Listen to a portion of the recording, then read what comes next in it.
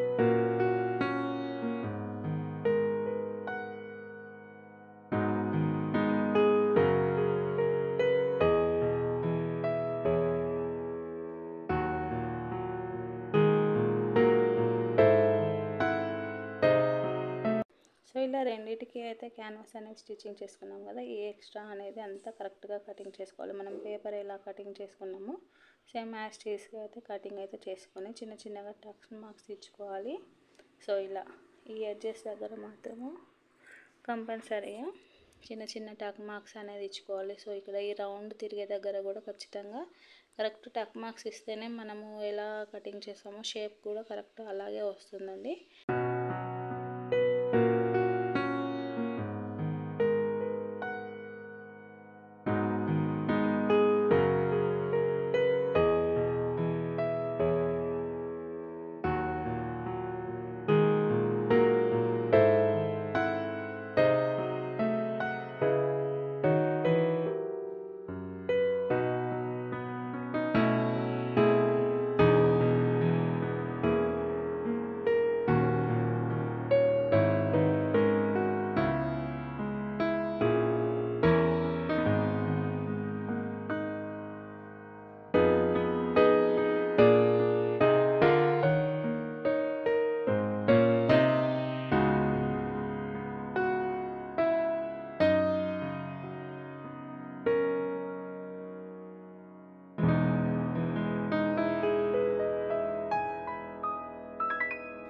So ఇలా reverse తీసిన తర్వాత మళ్ళీ అదే ఎడ్జ్ పై నుంచి అయితే ఇంకొక స్టిచ్చింగ్ అనేది వేసుకుంటూ రావాలి.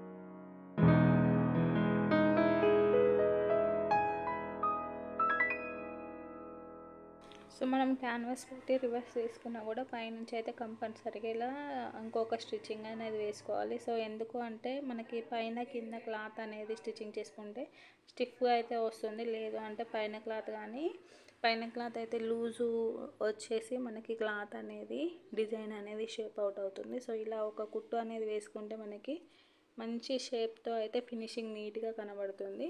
సో ఇలా క్లాత్ కరెక్ట్గా సెట్ చేసుకుంటూ ఎడ్జ్ పైన మరీ కొంచెం ఎక్కువ తక్కువ కాకుండా కరెక్ట్ ఎడ్జ్ పై నుంచి మాత్రమే స్టిచ్చింగ్ అనేది వేసుకుంటే మనకి ఇలా షేప్ అనేది నీట్గా అయితే కనబడుతుందండి. సో చుట్టూరా కూడా లైనింగ్ అనేది జాయింటింగ్ అనేది చేసుకొని కటింగ్ అనేది చేసుకుండా మనం మార్కింగ్ చేసుకున్న అంటే కటింగ్ చేసిన షేప్ అనేది వచ్చేస్తుంది.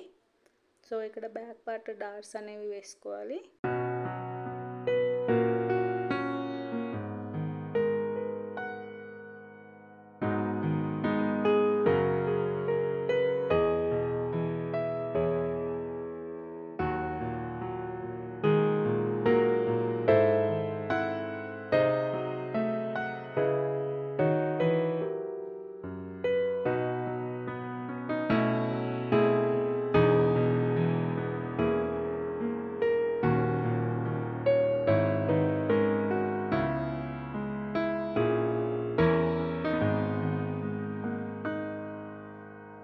ఉక్స్ పట్టి కాజా పట్టి అయితే స్టిచ్చింగ్ చేసుకుందాము. సో ఇక్కడ 2 ఇంచుల విడ్త్ ఉన్న క్లాత్ అయితే తీసుకోవాలి. సో మనకి ఇక్కడ నెక్ దగ్గర ఆల్రెడీ రివర్స్ అనేది చేసేసుకున్నాం కాబట్టి ఇక్కడ ఒక 1/2 ఇంచ్ అనేది మనం క్లాత్ ఇలా పెట్టేసుకోవాలండి.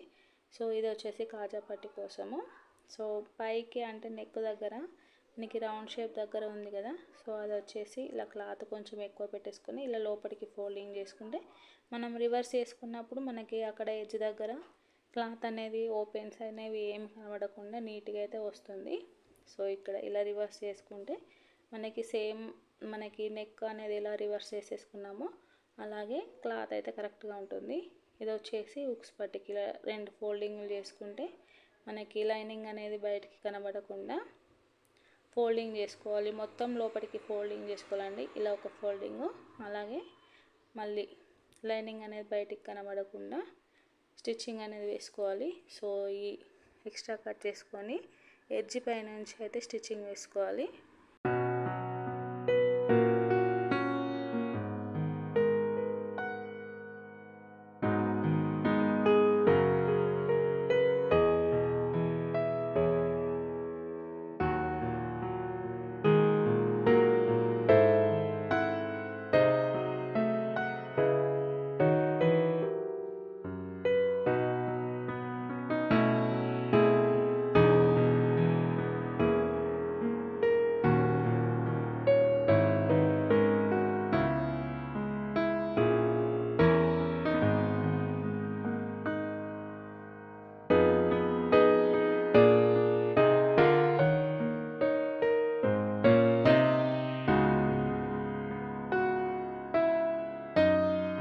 ఇక్కడ ఉక్స్ పట్టి కాజా పట్టి 2 జాయింటింగ్ చేసిన తర్వాత 2 ఈక్వల్గా ఉన్నాయో లేవో అయితే చూసుకోవాలి. ఎక్కువ తక్కువ ఉంటే అయితే కొంచెం కటింగ్ చేసుకోవాలి. అలాగే ఇక్కడ నడుము పట్టు కోసము లైనింగ్ అయినా వేసుకోవచ్చు, లేదు అంటే పైపింగ్ అయినా వేసుకోవచ్చు. నేనైతే ఇక్కడ లైనింగ్ స్ట్రైట్ పీస్ అయితే జాయిన్ చేస్తున్నాను. ఇలా స్ట్రైట్గా ఫస్ట్ జాయింటింగ్ చేసుకోవాలి. జాయిన్ చేసుకొని ఇక్కడ కాజా పట్టి దగ్గరికి వచ్చేసరికి ఇలా మళ్ళీ లోపలికి ఫోల్డింగ్ చేసుకోవాలి. ఫోల్డింగ్ చేసుకొని మళ్ళీ నెక్స్ట్ ఇంకో దానికి కూడా సేమ్ జాయింటింగ్ అనేది చేసుకున్న తర్వాత ఇలా లైనింగ్ను కిందకి అనుకొని అదే ఎడ్జ్ పైన మనం ఫస్ట్ కుట్టు అనేది ఎక్కడ వేసామో సేమ్ దానిపైన లైనింగ్కి కాకుండా మెయిన్ క్లాత్ పైన పడకుండా అదే కుట్టు పైన పడేటట్టు స్టిచ్చింగ్ అయితే వేసుకోవాలి. సో ఈ లైనింగ్ని అయితే మళ్ళీ లోపలికి మలిచి కుట్టుకోవాలండి. సో నేనైతే ఇక్కడ తర్వాత అయితే హెమ్మింగ్ చేస్తాను. సో ఇలా ఫోల్డింగ్ చేసేసుకొని ఆ ఎడ్జ్ పైన లూజ్ కుట్ అనేది వేసుకుంటే హెమ్మింగ్ చేసిన తర్వాత కుట్టు అనేది విప్పేసుకోవచ్చు.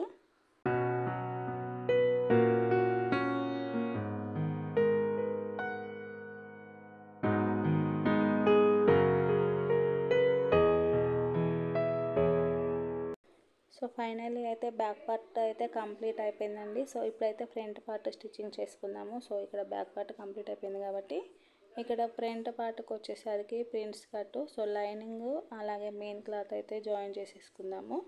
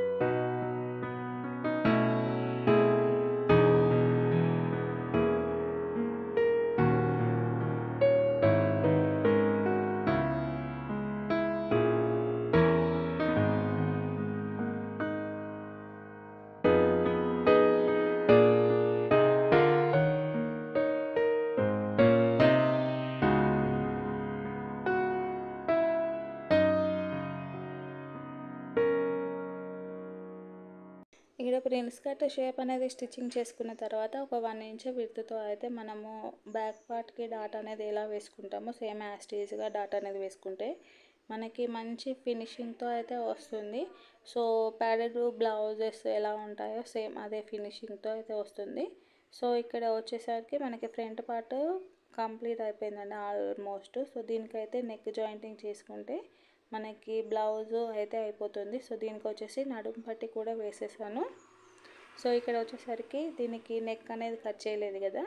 సో ఇప్పుడు వచ్చేసి ఇంతకుముందు మనము క్యాన్వాస్కి నెక్ పీస్ అనేది ఇలా జాయింటింగ్ చేసుకున్నాం కదా. So main cloth same lining ఉంటే సేమ్ లైనింగ్ అయితే జాయిన్ చేసుకోవచ్చు. సో నాకు లైనింగ్ అయితే అడ్జస్ట్ కాలేదు అనేసి ఇలా స్టిఫ్గా ఉండే క్లాత్కి జాయిన్ చేశాను. సో ఇలా ఇది వచ్చేసి మనకి బయటికి ఉండాలి. సో ఇలా లైనింగ్ ఉన్న మెయిన్ క్లాత్ రెండు సేమ్ డైరెక్షన్లో పెట్టేసుకొని చుట్టూరా స్టిచ్చింగ్ అనేది వేసుకోవాలి. ఓన్లీ నెక్ సైడ్ కాకుండా కింది సైడ్ మాత్రమే స్టిచ్చింగ్ అనేది వేసుకోవాలి. సో ఇక్కడ ఈ చివరికి సో పేపర్ ఎలా కటింగ్ చేసుకున్నామో సేమ్ షేప్ వచ్చేటట్టు జాయింటింగ్ అనేది చేసుకోవాలి. సో ఇక్కడ రౌండ్ తిరిగే దగ్గర కూడా నీట్ ఫినిషింగ్తో స్టిచ్చింగ్ చేసుకోవాలండి, లేదు అంటే షేప్ అవుట్ అయితే అవుతుంది. సో ఇక్కడ కరెక్ట్గా స్టిచ్చింగ్ చేసుకోవాలి.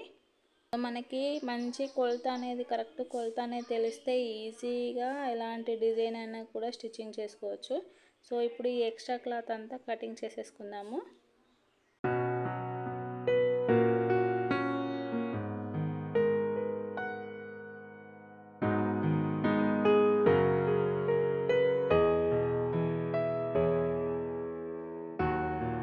ఇక్కడ చిన్న చిన్న కట్ మార్క్స్ అనేవి ఇచ్చుకొని దీన్ని మళ్ళీ రివర్స్ అయితే చేసుకోవాలండి. సో చిన్న చిన్న కట్ మార్క్స్ అయితే కంపల్సరీగా ఇస్తేనే మనకి రివర్స్ తీసుకున్నప్పుడు షేప్ అనేది అటు ఇటు కాకుండా కరెక్ట్గా అయితే వస్తుంది.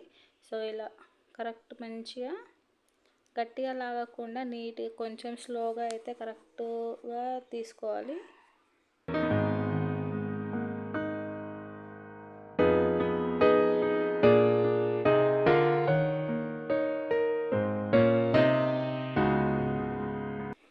సో ఇక్కడైతే మనము ఇలా బక్రమ్ అనేది రివర్స్ చేసిన తర్వాత ఫినిషింగ్ స్టిచ్చింగ్ అనేది కంపల్సరీగా వేసుకోవాలి. సో ఇలా ఫినిషింగ్ స్టిచ్చింగ్ అనేది వేస్తేనే మనకి షేప్ అనేది నీట్గా అయితే ఉంటుంది, మనకి లూజ్గా రాకుండా కరెక్ట్ ఫిట్టింగ్తో అయితే ఉంటుందండి. సో మనకి ఫినిషింగ్ స్టిచ్చింగ్ అనేది వేసిన తర్వాత వేయక ముందు అయితే చాలా డిఫరెన్స్ అయితే ఉంటుంది.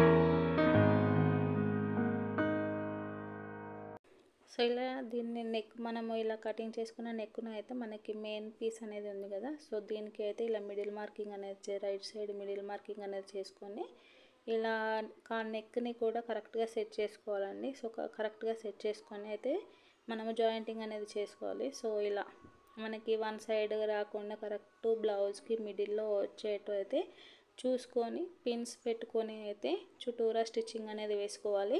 సో ఇక్కడ షోల్డర్ పైన వచ్చేసి మనకి షోల్డర్ జాయింటింగ్లో అయితే పోతుంది. సో ఇలా ఓన్లీ నెక్ రౌండ్ ఒక్కటి స్టిచ్చింగ్ చేసుకుంటే సరిపోతుంది.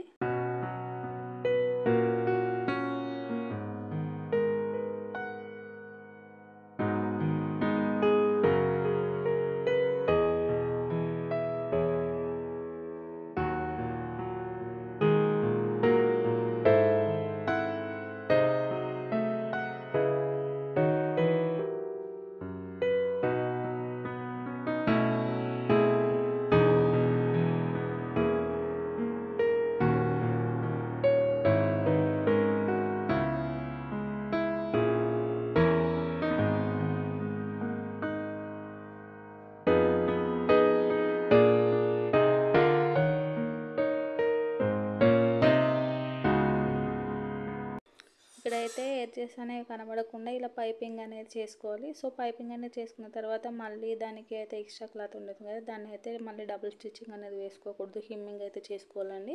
సో డబుల్ స్టిచ్చింగ్ అనేది వేసుకుంటే మనకి బ్లౌజు నీట్ ఫినిషింగ్ అయితే ఉండదు, సో అణిగిపోయినట్టు అయితే ఉంటుంది. ఇప్పుడైతే షోల్డర్ జాయింటింగ్ అనేది చేసుకుందాము. సో ఇక్కడ వచ్చేసి షోల్డర్ జాయింటింగ్ చేసేసుకొని హ్యాండ్ జాయింటింగ్ అయితే చేసేసుకుందాము. ఇక్కడ షోల్డర్ జాయింటింగ్ అలాగే హ్యాండ్స్ జాయింటింగ్ అనేది కంప్లీట్ అయిపోయిన తర్వాత మనకి నడుం లూజ్ అనేది స్టిచ్చింగ్ చేసుకుందామండి. సో ఫినిషింగ్ అయితే కంప్లీట్ అయిపోయినట్టే. సో ఇక్కడ నడుం లూజ్ వచ్చేసి 30 ఇంచెస్ అండి. సో 30 ఇంచెస్ అంటే 7.5కి అయితే మార్కింగ్ చేసుకోవాలి. సో 4 సైడ్స్ 7.5కి అయితే మార్కింగ్ చేసుకోవాలి.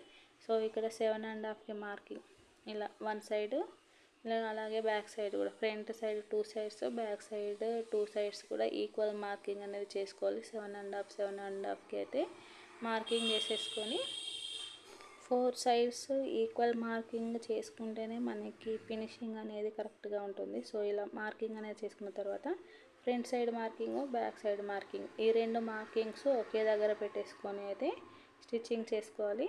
సో ఇక్కడ ఇలా ఫస్ట్ స్టార్టింగ్ అయితే స్టిచ్చింగ్ వేసుకున్నాం కదా, ఇక్కడ వచ్చేసి హామ్ లూజ్ మార్కింగ్ కూడా చూసుకోవాలి. హామ్ లూజ్ ఇలా షోల్డర్ని కరెక్ట్గా పెట్టేసుకొని హామ్ లూజ్ మార్కింగ్ ఎంత అంటే 8 ఇంచెస్ అండి. సో 8 ఇంచెస్కి అయితే ఒక మార్కింగ్, అలాగే హ్యాండ్ లూజ్ మార్కింగ్ కూడా చూసుకొని హ్యాండ్ లూజ్ మార్కింగ్ ఎంత వస్తే అంత 5 ఇంచెస్, ఇలా 5 ఇంచెస్కి అయితే మార్కింగ్ చేసేసుకొని కింద నుంచి ఇలా కరెక్ట్గా పట్టేసుకోవాలి.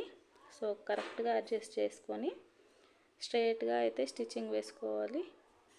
మనకి ఇలా కరెక్ట్ మెజర్మెంట్స్తో ప్రతిదీ మార్కింగ్ చేసుకొని స్టిచ్చింగ్ చేసుకుంటేనే నీట్ ఫినిషింగ్ అయితే వస్తుందండి. సో కొలత బ్లౌజ్తో పని లేకుండా జస్ట్ మార్కింగ్ చేసుకునేటప్పుడు మాత్రమే, అంటే కటింగ్ చేసుకునేటప్పుడు మాత్రమే కొలత బ్లౌజ్ అనేది ఉంటే సరిపోతుంది. సో మిగిలిన టైంలో జస్ట్ టేప్తో అయితే చాలా ఈజీగా స్టిచ్చింగ్ అయితే చేసుకోవచ్చు. అలాగే ఇంకో వైపుకి కూడా సేమ్ మనం ఇలా ఫినిషింగ్ నడుం దగ్గర ఉన్న మార్కింగ్ ఒకటి, ఇలా రెండు front side marking, back side marking రెండు ఈక్వల్గా పెట్టేసుకొని స్టిచ్చింగ్ చేసుకుంటేనే మనకి ఉక్స్ పట్టి కాజా పట్టి దగ్గర ఎక్కువ గ్యాప్ రాకుండా కరెక్ట్గా అయితే వస్తుంది. ఇలా మనకి హామ్ దగ్గర కూడా, చంక దగ్గర కూడా ఇలా కరెక్ట్ షోల్డర్ స్ట్రైట్గా పెట్టేసుకొని హామ్ లూజు, చంక లూజు, అలాగే హ్యాండ్ లూజు ఇలా కరెక్ట్గా చూసుకొని స్టిచ్చింగ్ చేసుకునేటప్పుడే మార్కింగ్ చేసుకొని స్టిచ్చింగ్ చేసుకుంటే సరిపోతుంది. ఇలా ఇలా మనకి కిందిది పైది ఈక్వల్గా పెట్టేసుకొని స్టిచ్చింగ్ చేసుకుంటే కుట్టు స్ట్రైట్గా వస్తుంది. అలాగే మనకి పైది కిందిది కూడా ఎక్కువ తక్కువ అనేది రాకుండా కరెక్ట్గా అయితే వస్తుంది. సో స్టిచ్చింగ్ చేసుకునేటప్పుడు కూడా క్లాత్ పైన ఉన్న లేయర్, కింద ఉన్న లేయర్ అయితే కరెక్ట్గా అడ్జస్ట్ చేసుకుని అయితే స్టిచ్చింగ్ చేసుకోవాలి. ఇలా ఒక 2 కుట్లు కానీ 3 కుట్లు కానీ వేసుకొని ఎక్స్ట్రా అంతా కటింగ్ చేసుకుంటే అయిపోతుంది.